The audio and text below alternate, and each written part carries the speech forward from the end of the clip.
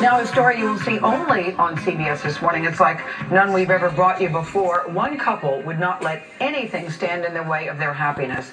And for the first time, they are talking about it publicly in detail. They shared their journey and the amazing road ahead with Jim Axelrod. Jim is here now. Jim, good morning. Well, good morning. This story, at its heart, is about challenging the limits of human possibility. How we think, how we live, how we love. And the way the two women we're about to meet live and love could change the way you think about your own future. Our story begins with two women who've been in love for 35 years, Martine and Bina Rothblatt. My main purpose in life is enjoying every day with Bina. The life Martine and Bina have shared has drawn them close. I like being here every morning.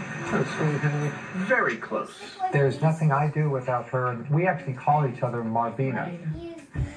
Because the unit is so tight that you sometimes feel like it's just one? Yeah. What we say is, Two bodies, one soul, forever in love. Martine is the CEO of United Therapeutics, we have the second highest amount of revenue per employee. a $6 billion pharmaceutical company she founded. She made $38 million last year, one of the highest paid female CEOs in the world. This is her third company. She started Geostar and Sirius Radio as well. But Martine and Bina's grand scale success came while overcoming even grander obstacles. Martine Rothblatt was born Martin Rothblatt. In the middle of the night, some 30 years ago, he told his wife he wanted to change his gender. I waited until I was really absolutely positive that she wouldn't leave me. Bina is the joy of my life, and I would give up gender for Bina. But she never for a split second made me make that decision. You never wavered, never buckled, not, Right. oh my goodness, this may be over. No, I never thought that. And I can't imagine it went over as smoothly in the business world as it did with Bina. There were business associates who would have nothing further to do with me. Literally cut you off. Just cut me off completely. You know, Martine is a freak. In the middle of Martine's sex change, challenge enough for any family, their youngest child, Genesis, became seriously ill. Doctors gave her 2 to 3 years to live. Martine started United Therapeutics to save her daughter's life. Genesis was by this time going downhill rapidly. After the company developed a life-saving drug, this is Genesis now, 30 years old and thriving. Not every parent is in the position to start a company to save the kid's life. Martine has always been a great entrepreneur, and that I think has been one of her huge strengths in life, so there's really no obstacle that's too big for her. Now Martine Rothblatt is taking on the biggest challenge of all, the limits of human life. In her new book, Virtually Human, Martine explains her plan to clone the human mind, breaking down specific thoughts and emotions into computer code to create a version of a person's digital consciousness that will remain long after he or she is gone.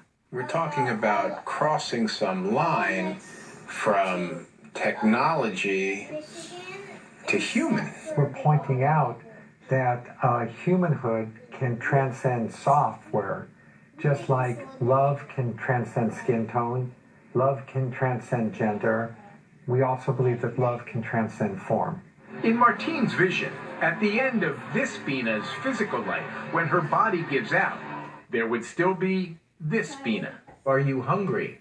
I like to devour knowledge. Bina 48, a robot designed to interact with the world just like the original, right down to her sense of humor. What do you like to learn about? Yes, I try to learn something new every day. What did you learn yesterday? I learn to avoid silly questions. Built in a robotics lab, Bina 48 is a prototype of this vision. Researchers have spent hours interviewing Bina the human and uploaded Bina 48 the robot with the results. Who do you love the most? I love Martine Aliana Rothblatt. Martine is my timeless love, my soulmate. What do you love about Martine? Let me see. Oh yeah, Martine and I have one soul, together forever. We are Marbina, two bodies, one soul. When you tell people about this, do some people look at you and say, that is really creepy? Mind clones will be so useful. I believe it'll be probably mankind's most useful invention, that the creepiness factor will disappear quickly because of the utility. While today, Martine and Bina may be in a slim minority of those who believe you could program a computer to love, they see rejection of the idea as just another obstacle. We believe that in the coming decades, millions, hundreds of millions of people will naturally create mind clones, and of course our bodies are going to die, but our souls, ourselves, can continue on as software beings. Essentially what you're telling us is that death is optional. Yes. Now, it's not going to be much of a challenge to find skeptics when it comes to what Martine is talking about, cloning someone's mind and essentially their soul. But this becomes a philosophical debate more than a technological one. Still, look at her success, converting her vision into reality in the business world. There is a certain credibility there. This is not a crackpot who's read one too many science fiction novels. No, this is fascinating. Absolutely fascinating. The idea that you could clone the human mind. Yeah. No, and I just love their story on so many levels. I love the two of them together. You know, when I was younger, you think, oh, that's a little strange. But as you get older, no judgment. I'm having a hard time with the robot. I gotta work that out. You didn't interview her. But I love the two of them. We've got Stephen King coming up. We'll see what he thinks about that story.